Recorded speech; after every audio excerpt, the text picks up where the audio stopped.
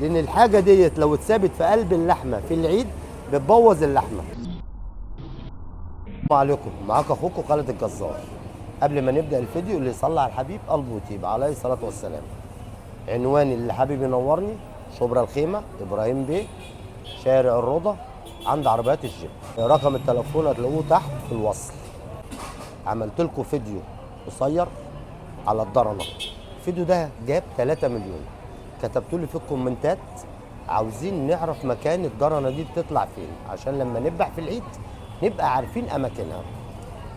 في يعتبر في العجل 4 ضرنات في الفخدتين، كل فخده فيها ضرنه، كل ربع فيه ضرنه. النهارده انا جايب لكم فخده وربع، نفس الشرح دوت على النص، نفس الشرح على النص التاني. هطلع لكم الضرنه فين بتطلع. ليه الضرنه دي مش مستحب اكلها؟ لانها دي اللي بتلم السموم بتاعت الذبيحه، دي بتبوظ اللحمه. الجزار الناصح ما بيسيبهاش في قلب اللحمه. تعالوا بقى النهارده هطلعها لكم وهوريها لكم قدام عينيكم. بصوا يا جماعه، دي انت هتشوفها تقول عليها حته دهنه الشكل ده كده، بس ده لحم معلوف درجه اولى بفضل الله. الضرنه دي بتبقى ماسكه فين بقى؟ في صباع اللوحه. بص اهي، ادي الضرنه هطلعها لكم. هي ده سبحانك يا رب، انت كمان مش هتعرفها الا لما تطلعها وتفتحها، لان هي اللي بطلعها لكم اهيت. انت هتشوفها هتقول عليها حته دهنه. الجزارين طبعا تعرفها، دي لازم تتشال وتترمي. ادي الشكل بتاعها اهو اهو. دي كده اللي في قلب الربع. هطلع لكم بقى اللي في قلب الفخده، لازم تبقوا عارفينها فين بالظبط. ده كده بطيخه الفخده، ده الوش اللي بيبقى ماسك في الخاصيه. بص بقى الضرنه بقى بتبقى فين؟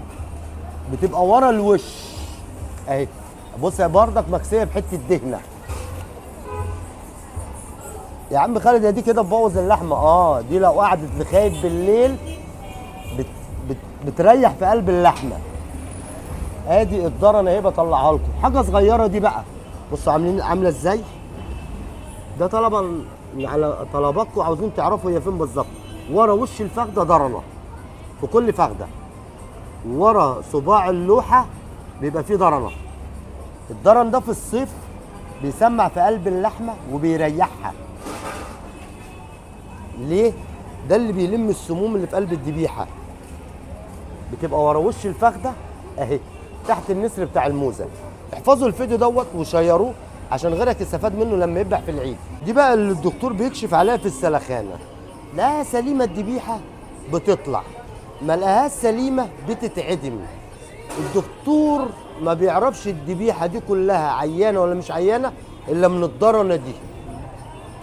دي اللي بتوضح له الذبيحه كويسه ولا مش كويسه، الناس تاكلها ولا ما تاكلهاش. ليه الضرنه بقى بتضرب في قلب الفخده في الصيف من الحر، وبتبقى ورا وش الفخده بتبقى مكتومه. الضرنه دي الجزار لو فضلت الفخده عنده في الصيف بيجي بالليل بيطلعها، علشان لو ما طلعتش بتضرب الفخده من جوه، ولو ضربت الفخده من جوه بتسمع، ما تنفعش. الضرنه بتاعت الفخده بتبقى صغيره بس لازم تتشال بالليل. ادي حاجه يا عم خالد، ما في ناس بتقول لك احنا اكلناها، طب ربنا سترها. طب ما هو الدكتور بيكشف عليها هي ليه؟ علشان هي دي اللي بتبين. لو سمحت الناس اللي بتتفرج عليا تشير الفيديو ده وتعرف الضرنه دي فيديوهات توعيه، عشان احنا داخلين علينا العيد وكل سنه وانتم طيبين. الناس بتذبح دي حتى ما تنفعش تطلع في قلب اللحمه وتتخزن عندك. ليه؟ الجو حر يا جماعه، دي تبوظها. ادي الضرنه قلتها لكم. الجزار في الموسم لو الزبون خدها بيبقى غصب عنه مش قاصدها، لان في زمان بتبقى عشمانه اديني حته دهنه اديني حته سمين. طبعا مع الزحمه بيبقى غصب عنه ممكن يغلط، وارد ان الواحد يغلط، لان الضرنه بيبقى حواليها دهون ما تبانش ان هي جواها ضرنه الا ما تتفتح.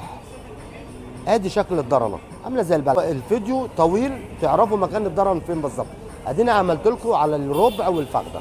في ناس بقى يا عم خالد تقول لك ليه الدكتور ما بيشيلهاش؟ ادام لقاها سليمه خلاص كشف عليها، الذبيحه بتخرج، ده كده خلاص دي مهمته.